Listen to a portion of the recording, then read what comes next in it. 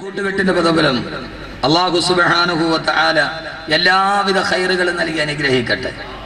യഥാർത്ഥത്തിൽ ഈ റിലീഫ് കമ്മിറ്റിയുടെ പ്രവർത്തകര് ചാണകക്കുടിയിലെ ചന്ദനത്തിരിയാണ്. കാരണം സർവ്വ മനുഷ്യനും ഗാനമേള നടത്താനും ആഭാസം നടത്താനും നാടകം നടത്താനും എത്രയോ ചെറുപ്പക്കാർ കൂടും. പക്ഷേ ഞങ്ങളുടെ നാട്ടിലെ പാവങ്ങൾക്ക് വേണ്ടി ഒരുമിച്ച് കൂടാൻ തീരുമാനിച്ചപ്പോൾ ഈ ചാണകക്കുടിയുടെ നടുവിൽ ചന്ദനത്തിരി കത്തിക്കാൻ അവർക്ക് കഴിഞ്ഞിട്ടുണ്ട്.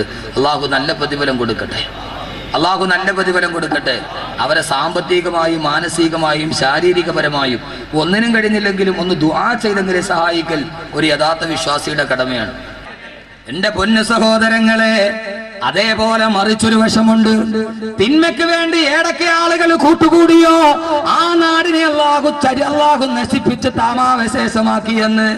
കുറെ കൂട്ടുകാർ അവര് കൂടിയത് നന്മയ്ക്ക് വേണ്ടിയല്ല, തിന്മയ്ക്ക് വേണ്ടി ഒരുമിച്ച് കൂടിയ കൂട്ടുകാർ, ആ കൂട്ടുകാരുള്ള നാടിനെ അല്ലാഹു നാമാവശേഷമാക്കി മാറ്റിയെന്ന് അള്ളാന്റെ വിശുദ്ധ ഖുർആൻ.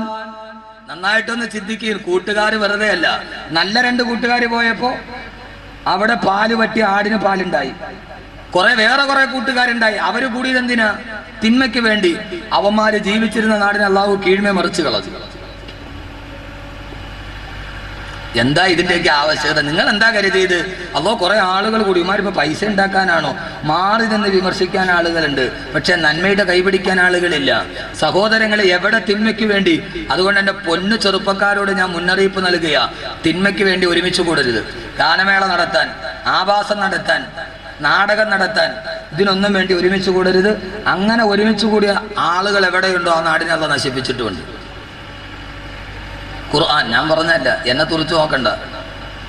നിങ്ങൾ എന്നെ തുറിച്ച് നോക്കണം. എന്തിനാ എന്നെ തുറിച്ച് നോക്കണ്ട? അള്ളാഹ് പറഞ്ഞ, ഞാൻ പറഞ്ഞല്ല. അള്ളാഹുവിന്റെ വിശുദ്ധമായ ഖുർആനിൽ ഒരു സമൂഹമുണ്ട്, സമൂദ് ഗോത്രം. ആരാ സമൂദ് ഗോത്രം എന്നറിയോ? അലം തറ കൈഫ ഫഅല റബ്ബുക ബിആദ് ഇറമ ദാത്തിൽ ലിമാദിൽ ലതി ലം യുഖ്ലഖു മിഥ്ലുഹാ ഫിൽ ബിലാദ്. അള്ളാഹുവിന്റെ ഖുർആൻ പറയുന്നു, അവർക്ക് സമാനമായ ഒരു ജനതയെ ഞാൻ ഇവിടെ സൃഷ്ടിച്ചിട്ടില്ല. കൈവിരലുകൾ കൊണ്ട് പാറക്കെട്ടുകൾ തുറന്നു മാറ്റിയിട്ട് ആ പാറക്കെട്ടുകളുടെ ഉള്ളിൽ ഏറ്റവും വലിയ മണിസൗധങ്ങൾ പണിത നാട്ടുകാരാ. ആ നാട്ടുകാര് സമൂദ് ഗോത്രത്തെ അല്ലാഹു ഒരു ഇടിമുഴക്കം കൊണ്ട് നശിപ്പിച്ചു കളഞ്ഞു. എന്താ കാരണമെന്നറിയോ? അള്ളാന്റെ ഖുർആൻ തന്നെ പറയട്ടെ, ആ സമൂഹത്തെ ഒരൊറ്റ ഇടിമുഴക്കം വന്നപ്പോ ഈത്തപ്പന മരങ്ങൾ ചത്തുമലച്ചതുപോലെ അവർ ഈ ഭൂമിയുടെ മുകളിൽ ചത്തുമലച്ച് കിടന്നെങ്കിൽ ആ ദുരന്തത്തിന്റെ കാരണം എന്താ? അള്ളാന്റെ ഖുർആൻ തന്നെ പറയട്ടെ, വകാന ബിൽ മദീനതി തിസ്അതു റഹത്തിൻ യുഫ്സിദൂന ഫിൽ അർളി വലാ യുസ്ലിഹൂൻ.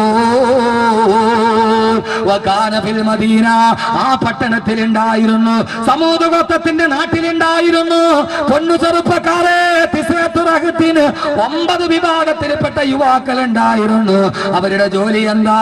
യുഫ്സിദൂന ഫിൽ അർളി, ആ നാട്ടിലെ സർവ്വ കുഴപ്പത്തിന്റെ മുമ്പിലും അവരുണ്ടാകും. വലാ യുസ്ലിഹൂൻ, ഒരു നന്മയുടെ ഭാഗത്ത് അവരുണ്ടാവുകയില്ല. തെറ്റിന്റെ ഭാഗത്ത് ഒരുമിച്ച് കൂടിയപ്പോ ആ 9 യുവാക്കൾ ആ നാട്ടിലുള്ളത് കൊണ്ട് അള്ളാഹ് പറഞ്ഞു, നിങ്ങൾ നശിച്ചു പോക്കോ. ഒരു വെള്ളിടി മുഴങ്ങിയപ്പോൾ ആ സമൂഹം തകർന്ന് തരിപ്പണമായി മാറിയെന്ന് അള്ളാന്റെ വിശുദ്ധ ഖുർആൻ. അതുകൊണ്ട് പൊന്നു സഹോദരങ്ങളെ, ഹൃദയത്തിൽ തൊട്ടിട്ട് ഞാൻ പറയുകയാ, ഈ വിനീതനെ വല്ലാതെ സ്നേഹിച്ച എന്റെ സഹോദരങ്ങളോട്, എന്റെ പ്രിയപ്പെട്ട ചെറുപ്പക്കാരോട് ഞാൻ ഇന്ന് എന്റെ ബഹുമാന്യനായ സുഹൃത്ത്, എന്റെ പ്രിയപ്പെട്ട സുഹൃത്ത് യൂസുഫിന്റെ മിസ്ബാഹ് പർദാ പാലസിൽ പോകുമ്പോ 20 വയസ്സുള്ള ഒരു ചെറുപ്പക്കാരൻ ഓടി വന്ന് എന്റെ കയ്യിൽ പിടിച്ചിട്ട് പറഞ്ഞു, ഉസ്താദേ ദുആ ചെയ്യണം. ഉമ്മാന്റെ അസുഖം മാറാനല്ല, വാപ്പയ്ക്ക് ജോലി കിട്ടാനല്ല, അവന് സമ്പന്നനാവാനല്ല. 20 വയസ്സുള്ള പൊന്നുമോനോട് ഞാൻ ചോദിച്ചു, എന്തിനാ ദുആ ചെയ്യേണ്ടത്?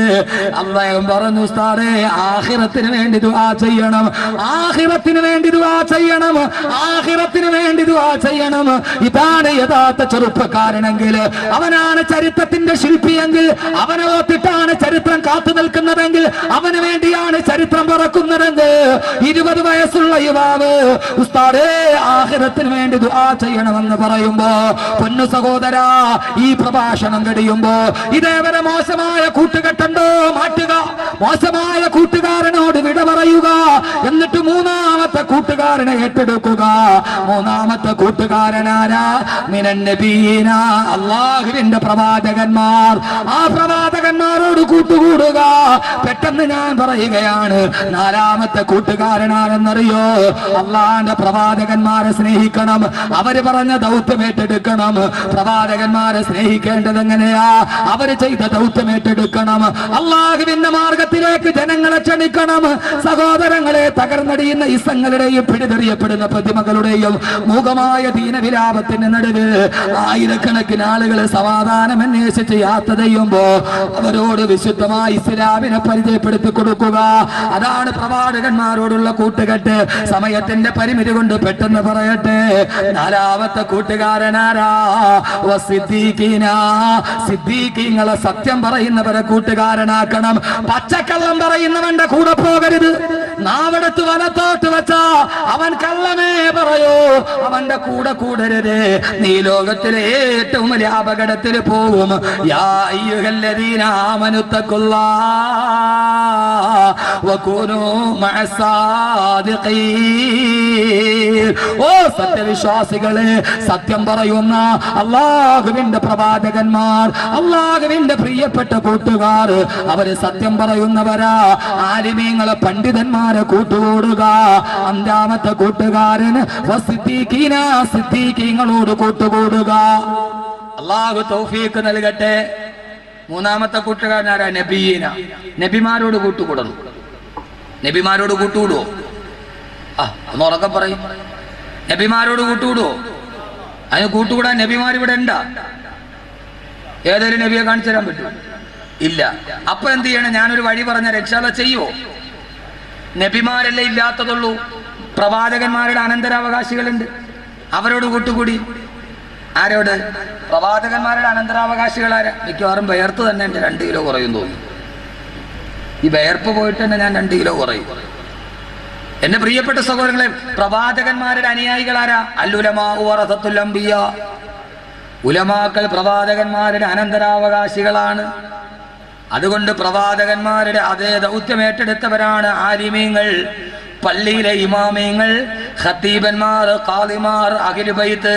അവരോട് സുഹബത്ത് വെക്കുക, അവരോട് സ്നേഹം വെക്കുക, അവരോട് മഹബത്ത് വെക്കുക. അല്ലാഹു തൗഫീഖ് നൽകട്ടെ, അല്ലാഹു തൗഫീഖ് നൽകട്ടെ. ആലുന്നബിയ്യി ദരീഅതി മിന്നി ഇലൈക വസീലതി. ഇമാം ശാഫി റളിയല്ലാഹു അൻഹു പറഞ്ഞു, അല്ലാഹുവിന്റെ റസൂലിന്റെ അഹ്ലു ബൈത്ത് അല്ലാഹുവേ നിന്നിലേക്ക് എത്താനുള്ള വസീലയാണ്. ആ വസീല ഉലമാക്കളെ സ്നേഹിക്കണം. ഇൻഷാ അല്ലാഹ് സ്നേഹിക്കുമോ? സ്നേഹിക്കും ഇൻഷാ അല്ലാഹ്. അപ്പൊ കൂട്ടുകാരനെ ആഴ്ചയിൽ ഒരിക്കലെങ്കിലും കാണണ്ടേ? വെള്ളിയാഴ്ച പോകുമ്പോൾ ഖാദി ഉസ്താദിന്റെ കയ്യിൽ പിടിച്ചിട്ട് ഒന്ന് മുസാഫഹത്ത് ചെയ്ത് ദുആ ചെയ്യണേന്ന് പറഞ്ഞിട്ട് വരും. ഇനി സന്മനസ്സുണ്ടെങ്കിൽ ഒരു കൈമടക്കം കൂടെ കൊടുത്തേക്ക്. അത് കുഴപ്പമൊന്നുമില്ല, നമുക്ക് അഹങ്കാരമൊന്നുമില്ല. ആട്ടർച്ച എന്നാലും തിരിഞ്ഞു. എൻ്റെ പ്രിയപ്പെട്ട സഹോദരങ്ങളെ, ഉസ്താദിൻ്റെ സ്ഥാപിച്ചിരിക്കുന്നു. വെള്ളിയാഴ്ച ഒന്ന് ഉസ്താദിനെടുക്കലും ഒന്ന് ദുആ ചെയ്യണം. ഉസ്താദെ എന്താ പറച്ചിലിൻ്റെ എന്നറിയോ? 5 വഖത്ത് നിസ്കാരം കഴിഞ്ഞ് ഇമാമിങ്ങൾ ദുആ ചെയ്യൂല, അല്ലാഹുവേ വലിമൻ ഔസാനാ ബിദ്ദുആ, ആരൊക്കെ ഞങ്ങളോട് ദുആ കൊണ്ട് വസിയത്ത് ചെയ്തോ അവർക്കൊക്കെ. അപ്പം നമ്മളും അതിൽ പെട്ടില്ലേ? നമുക്കൊരു വാക്കല്ലേ ഉള്ളൂ. അതുകൊണ്ട് അവരെ സ്നേഹിക്കീൻ, അവരോട് മഹബത്ത് വെക്കീൻ, ആലിമ്യങ്ങളോട് സ്നേഹം ഉണ്ടാകുകയും. അല്ലാഹു തൗഫീഖ് നൽകട്ടെ. അപ്പം നിങ്ങൾക്ക് സ്നേഹം ഉണ്ടാകണമെങ്കിൽ എന്ത് ചെയ്യണം? വെള്ളിയാഴ്ച പോകണം, മുസാഫത്ത് ചെയ്യണം, കൂടെ ഒരു കൈമടക്കൊക്കെ വെച്ച് കൊടുത്താലും ഇവിടെ എങ്ങനെയാണെന്ന് എനിക്ക് അറിഞ്ഞുകൂടാ. നമ്മുടെയൊക്കെ നാട്ടിൽ നല്ല കൈമടക്കാണ്. പക്ഷെ ചില ആളുകൾ പേപ്പറിൽ പൊതിഞ്ഞ് വരും, ഭയങ്കര കട്ടിയായിരിക്കും. റൂമിൽ പോയി നോക്കുമ്പോൾ പഴയ ലോട്ടറി ടിക്കറ്റ്, പഴയ ലോട്ടറി ടിക്കറ്റ് മടക്കിയൊക്കെ തരും. നമ്മുടെ നാട്ടിൽ ഒരാൾ പെരുന്നാളിന് ഉസ്താദിന് കൈമടക്ക് കൊടുക്കണം. അവൻ്റെ ആകെ 100 റുപ്യേ ഉള്ളൂ. അവൻ എന്ത് ചെയ്തെന്നറിയാവോ? ഭാര്യയുടെ വീട്ടിലും പോകണം പെരുന്നാളിന്, ഉസ്താദ് കൈമടക്കം കൊടുക്കും. ഇവൻ നേരെ അടുത്ത ഫോട്ടോസ്റ്റാറ്റ് കടയിൽ പോയി ഒരു 100 രൂപയുടെ ഫോട്ടോസ്റ്റാറ്റ് എടുത്തു. ഫോട്ടോസ്റ്റാറ്റ് ഖത്തീബിനും കൊടുത്തു, 100 അവനും കൊണ്ടു. അപ്പോൾ പൊതുജനങ്ങൾ എന്ത് ചെയ്യണം? അവരോട് സ്നേഹിക്കണം, ദുആ കൊണ്ട് വസിയത്ത് ചെയ്യണം. അല്ലാഹു തൗഫീഖ് നൽകട്ടെ. അതേപോലെ പള്ളിയിലെ പരിപാലന കമ്മിറ്റി അംഗങ്ങൾ അവരും ഉസ്താദന്മാരെ സ്നേഹിക്കണം. അവർക്ക് സ്നേഹിക്കാനുള്ള വഴി എന്താ? വർഷത്തിൽ ഒരു പ്രാവശ്യം ശമ്പളം കൂട്ടി കൊടുക്കണം, അല്ലേ? സ്നേഹിക്കാനുള്ള വഴി വർഷത്തിലൊരു പ്രാവശ്യമൊക്കെ ഒരു ഇൻക്രിമെന്റ് കൊടുക്കണം. പള്ളിയിലെ ഖത്തീബിൻ്റെ ശമ്പളം എന്ന് പറഞ്ഞാൽ ക്ലോസറ്റിലെ വെള്ളംമാരി എപ്പോഴും അങ്ങനെ തന്നെ കിടക്കും, കൂടുമില്ല കുറയുമില്ല. അത് ജമാഅത്തായിട്ട് അങ്ങനെ തന്നെ കിടക്കും. ഇവിടെ എങ്ങനെയാണെന്ന് എനിക്കറിയില്ല കേട്ടോ. അള്ളാഹു സുബ്ഹാനഹു സമുദായ നേതൃത്വം അക്കാര്യത്തിലൊക്കെ ഒരു പുനർവിചിന്തനത്തിന് തയ്യാറാവണം. ഇന്നലെ ഒരാൾ എന്നോട് പറഞ്ഞു, ഉസ്താദ് എന്താണെങ്കിലും നിങ്ങൾക്ക് കിട്ടുന്ന പൈസ ബറക്കത്തുള്ള പൈസയിൽ ഇച്ചിരി കുറവാണെങ്കിലും. ഞാൻ പറഞ്ഞാ പൊന്നു വകയ കടയിൽ പോയിട്ട് 200 രൂപയുടെ സാധനം മേടിച്ചിട്ട് 100 രൂപ കൊടുത്തിട്ട് ബാക്കി ബറക്കത്ത് കിട്ടുമെന്ന് അവൻ തരുമോ? അയാൾ തരുമോ? ബറക്കത്ത് ആഖിറത്തിലല്ലേ പറ്റുള്ളൂ, ദുനിയാവിൽ പറ്റൂലല്ല. അള്ളാഹു മനസ്സിലാക്കാനുള്ള ബോധം നൽകട്ടെ. അപ്പൊ പ്രവാചകന്മാരെ